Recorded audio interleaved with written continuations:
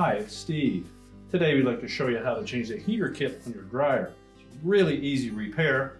Let me show you how we do it. Now to do this repair, we will need to remove not only the top, but the control panel and the front panel to access the part. So before we begin, we'll disconnect the vent and unplug the dryer and pull it far enough forward that we can work on it. So next we'll take out these two screws that secure the top to the cabinet, using either a 10mm or a Phillips screwdriver. Remove both screws, slide the top back, and then lift it off and set that aside. Now next we're going to remove the 3 screws that go down through these plastic tabs on the back of the control panel.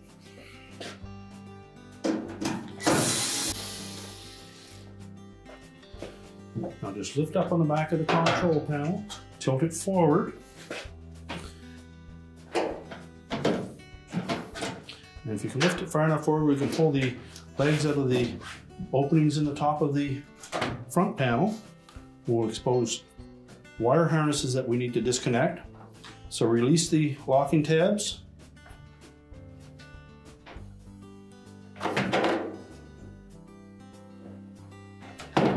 Separate the harnesses, and then we're going to set that control panel aside. And next we'll open up the dryer door. And we're going to remove these 2 screws located just below the lint filter.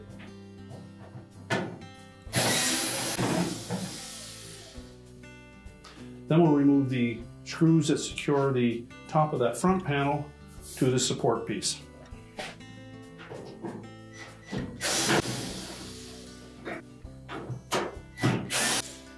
Be sure to support that front panel after you remove the screws. There are a couple of spring clips here that will hold it in place. We're just going to tilt that back enough. We can reach in behind and disconnect the harness to the door switch. Simply pull the harness away from the switch. We'll tilt that panel down and we'll lift it off of the base frame. There are 2 brackets attached to the base frame that fit into 2 slots on the bottom of the front panel. And the door switch is located right at the very top of that front panel. So we'll set this assembly aside. Now next we'll disconnect the harness connector to the light bulb. Just pull it off and disconnect the harness restrainer. Now next we'll remove this support piece by taking out 2 screws on either side. One down on the face and then one up on the top.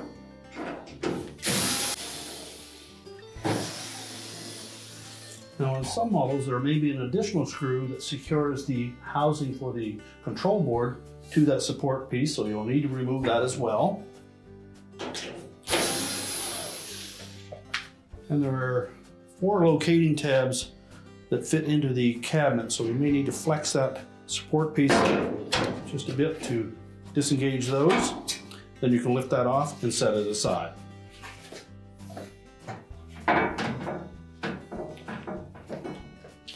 On this, we'll release the harness from the harness restrainers that are attached to that bulkhead.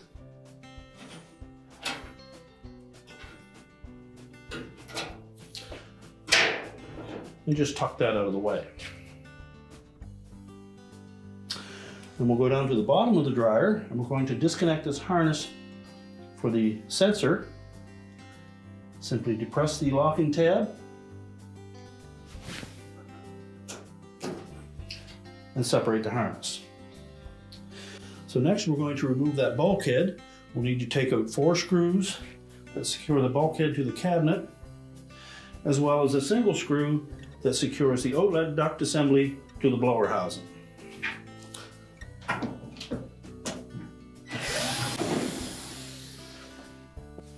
So we'll lift up on that bulkhead to disengage the tabs that secure it.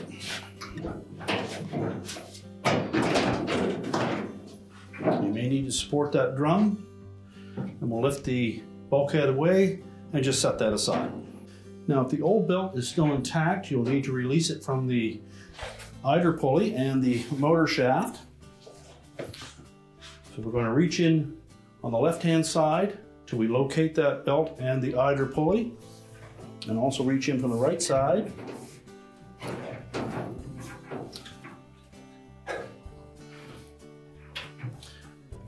Once you find that idler pulley, you'll note that the belt comes down across the left side of the drum, wraps around the idler pulley, out and then around the motor. So we're going to push that idler pulley to the left, slide the belt off the back of the idler pulley and the motor pulley, slowly release the tension on that idler.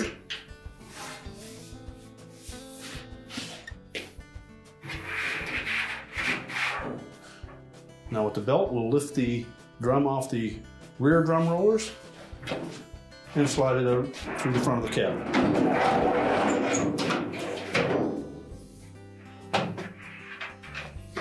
Now with the drum removed, we now have full access to the heater housing.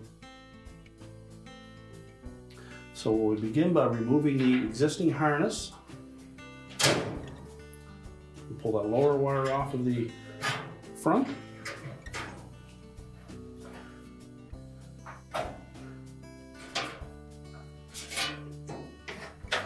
We'll just tuck those out of the way.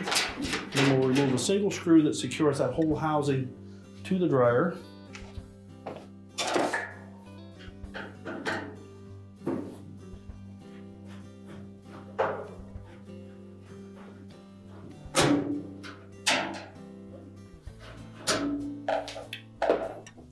And we'll lift that housing away from the back. Just tilt it up in the front and pull it out of the rear of the inlet duct.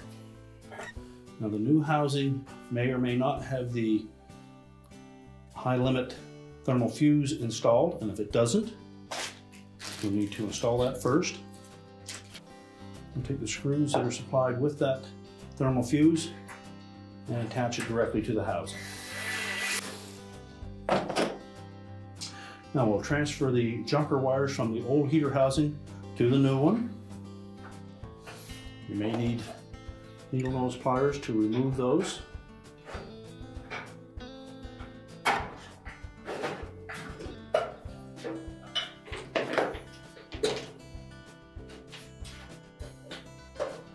Make sure they fit on nice and snug.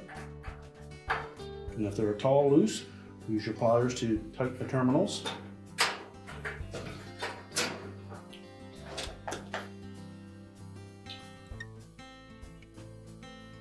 Simply crimp them a little bit. They need to be very tight on the actual terminals themselves. We can then discard the old heater housing. Now before we install that heater housing into place, we need to just bend this locating tab at the front so that it's perpendicular with the bottom of that housing. You may need to check the front of it as it may be slightly misshapen. We want to line up these two indentations with the two tabs on the back.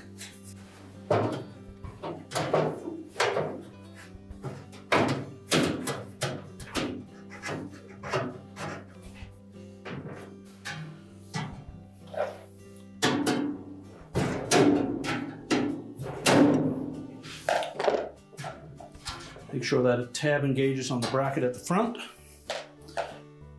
Reinstall the mounting screw.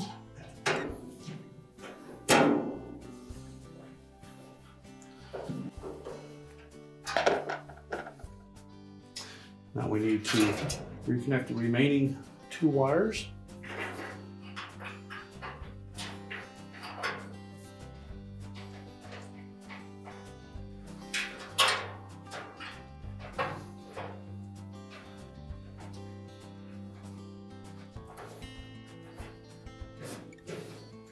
And again, make sure that they fit on nice and snug. If they don't, just crimp them slightly. And if any of these terminals show any signs of arcing or corrosion, they will need to be replaced. And now we're ready to put the drum back in place. Because it's difficult to know where that belt wraps around the motor and idler pulley, we've removed the drum so that we can show you how that actually threads through those two pulleys. The belt will come around the drum, and on the left side, it will wrap around the top of the idler pulley, tuck in underneath around the motor pulley, and end up in that configuration. So we have the groove side of the belt against the drum and the motor pulley, and the flat side of the belt against the idler pulley. We'll drape the belt around the drum, keeping the groove side against the drum itself. We'll lift it through that opening, and then we'll set it on the rear drum rollers. Make sure it fits down snug on those rear drum rollers and is flush up against that rear bulkhead. Line up the belt with the center of the drum, or just slightly back of the center. And then we're going to reach in through and reconnect that belt to the idler and the motor pulley. So locate the belt, make sure that there's no twists on it. And then for the right-hand side, we'll just place that belt on top of the idler pulley, and then we're going to roll it down underneath the right-hand side. At the same time, we're going to pull on that belt from below the idler pulley. We'll pull it over to the left against the spring tension of the idler, and then slip that belt over the motor pulley. And make sure that we don't have anything obstructed.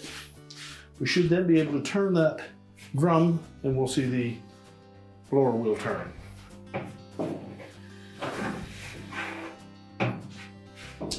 So now we're ready to put the front bulkhead back on. Now the bulkhead comes with these little T-slots, or tabs, that will fit into these slots that will hold it in place until we can attach the screws.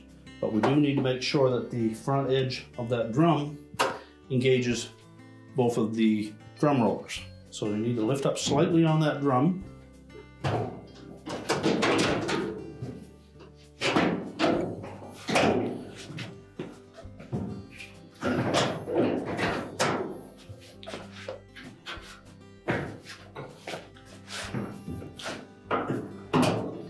Line enough on both sides.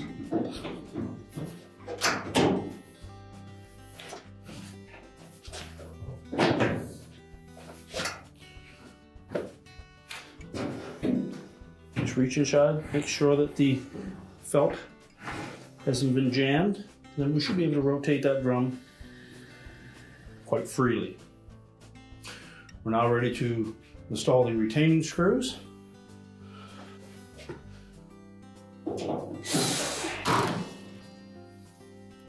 And remember the one down onto the blower housing.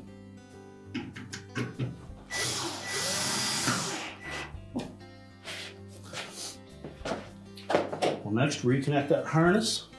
Make sure the locking tab engages. And now we're ready to put the cross support piece back in place. We'll take the wire harness, thread that through the harness restraints.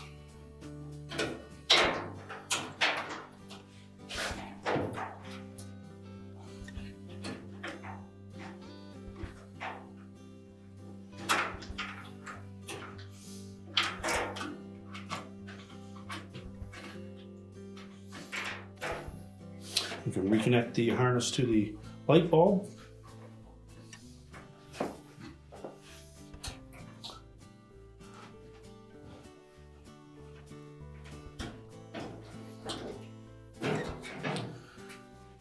Now when installing that support piece, we want to make sure that we keep this tab in underneath the housing for the control board.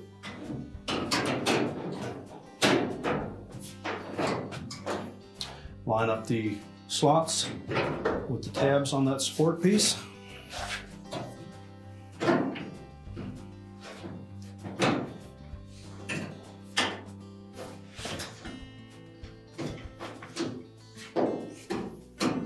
And then we'll secure it with the screws.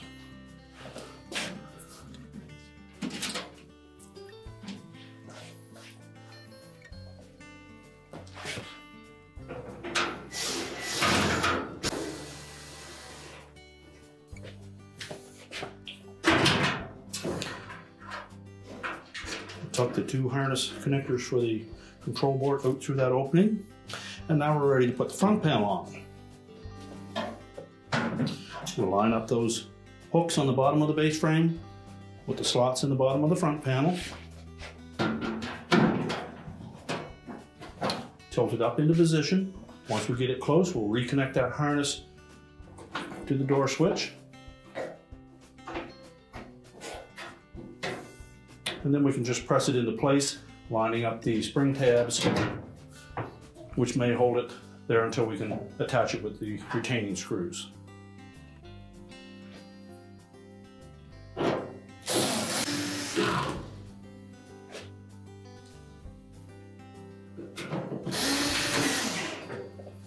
Now when reinstalling the console, we'll want to make sure that we line up these tabs on the bottom with the appropriate slots on the top of the front panel.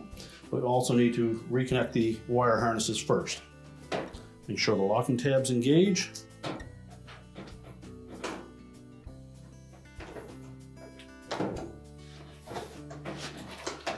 And we'll tuck that down into that opening. Make sure all of those tabs line up. Feed the harness down through that opening.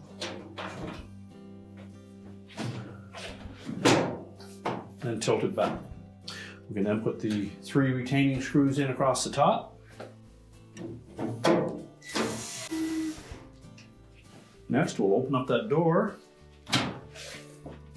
and reinstall the 2 screws into the lint filter housing.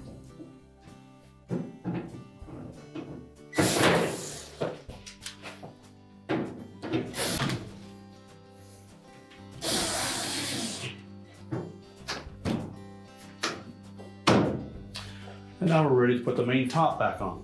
Now when installing the main top, we want to make sure that these 2 hooked portions on either side engage 2 shoulder screws that are just back of the console. So just set it back a ½ inch or so behind that control panel. Make sure it sits flush onto the cabinet. Bump it forward. Make sure they engage. And then we'll secure it with the 2 screws at the back. So with the top in place, we'll just install the 2 screws at the back.